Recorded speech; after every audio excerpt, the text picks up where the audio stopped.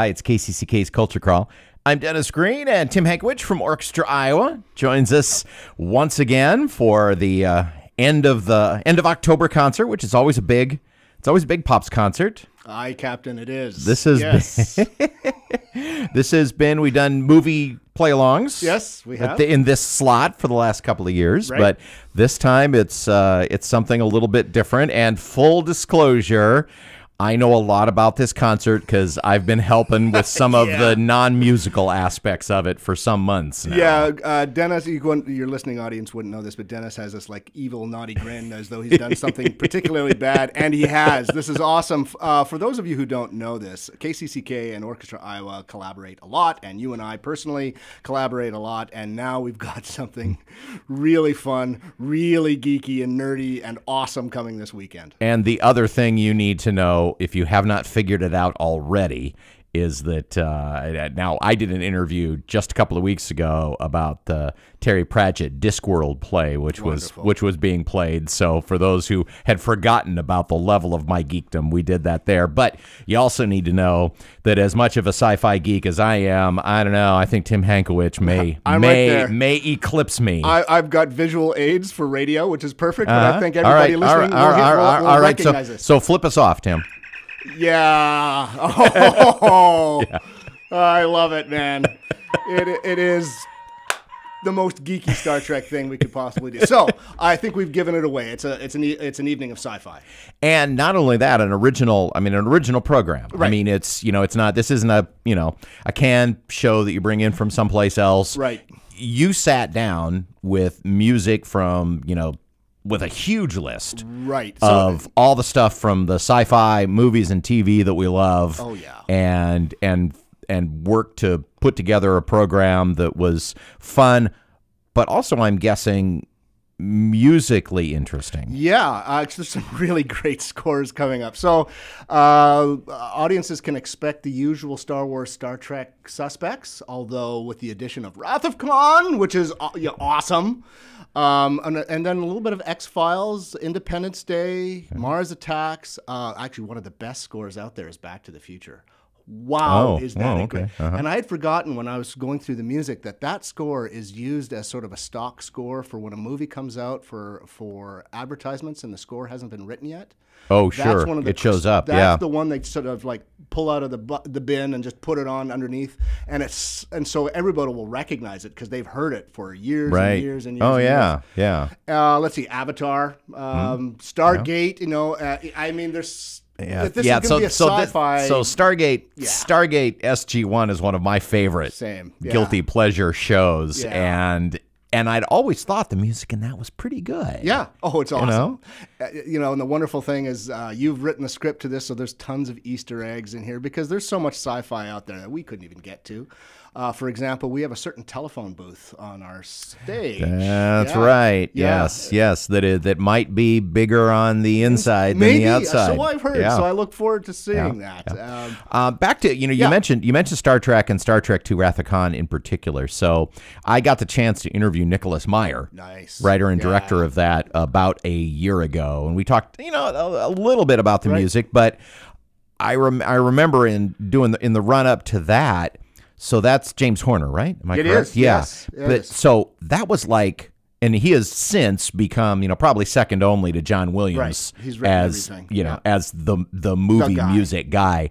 But he was an unknown. That was like one of his first gigs. See, this is what I like about scores like this, because when you're a young composer, you're trying to prove yourself, so you actually put a little extra effort into it.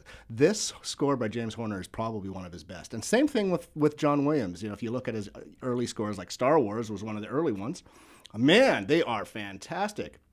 So hiring these young guns when they're hungry and trying to prove themselves, that's when magic really happens. Well, and we've talked about this before too. Some people will tell you, and you run into this, oh, well, I don't like modern symphonic music. Right. And and when somebody says that to me, I will often say, well, you're just listening in the wrong place, because today our top composers, all film and game music. Yeah. Right. Exactly. Yeah.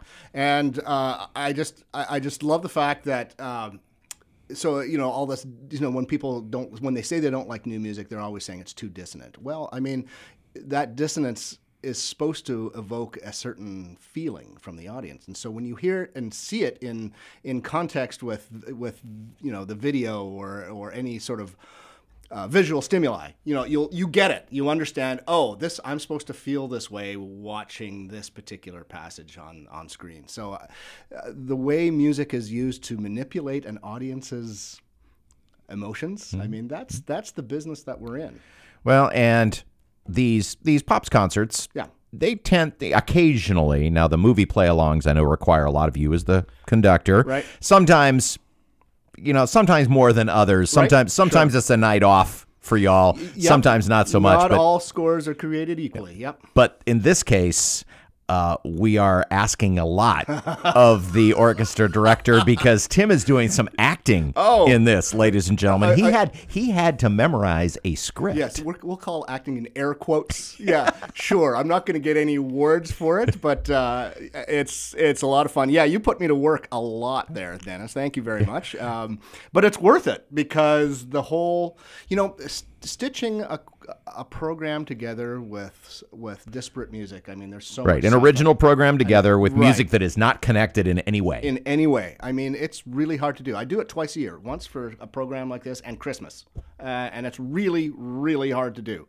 But to actually have some sort of overarching theme that actually ties it together, you've done beautifully. I can't wait for people to actually see it and hear it. Oh, and by the way, I'm going to be in a costume. Orchestra is going to be in costume, and I hope people will come in costume. Right. Yeah. Are you going to reveal, or is it going to be a surprise? Are you going to say what it is? It's going to be a surprise. Okay. I don't think anybody will expect anything. Yeah. Oh, yeah. What could it be? What could it be? What could it possibly be? I don't know. So. Well, I don't know. I may have something in my closet as well. Excellent. So. Yeah, nerds and losers of the world unite. It is a geek fest that is just going to be so much fun. Yeah, it's just going to be the perfect pre-Halloween thing. Yep. And if you haven't gotten tickets, you definitely should. There's really going to be something for everybody. Yeah.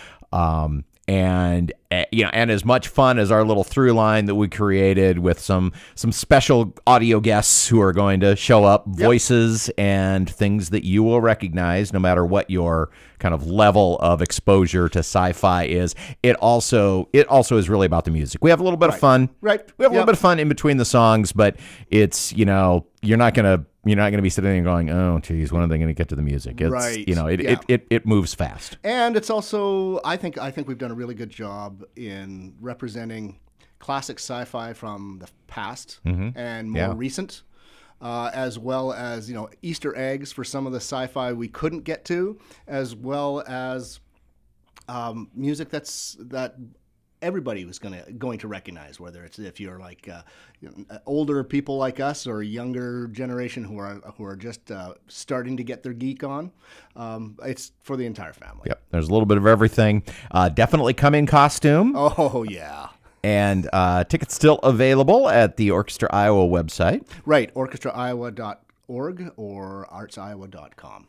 Well, this has been a really fun project to work on. We started meeting on this in the summer when there was a giant list of possible songs, and then every time we got together, you winnowed it down just a little bit more. That is the power of beer. And the power of barbecue. I mean, we were sitting around like shooting the breeze for a long time, and that's when genius truly happens. Yeah, it's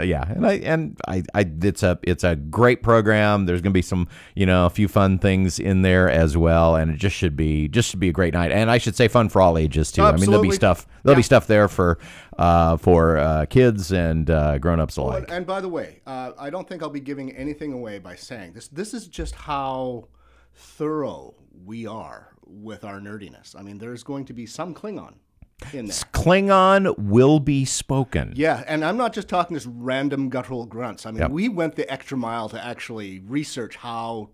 If by some chance Klingon, they aren't random sounds. Yeah. We actually found a Klingon translator to translate the phrasing for us. Yeah.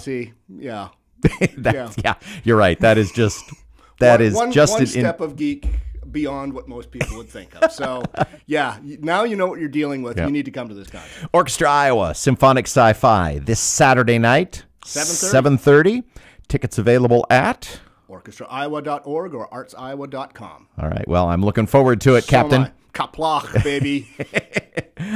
You can hear the Culture Crawl live on the radio many weekdays at 10:30 or download the podcast. Watch or listen on your own schedule at kcck.org/culture or using your favorite podcast app. Our video producer is Lydia Kilgore. I'm Dennis Green. I'll talk to you later.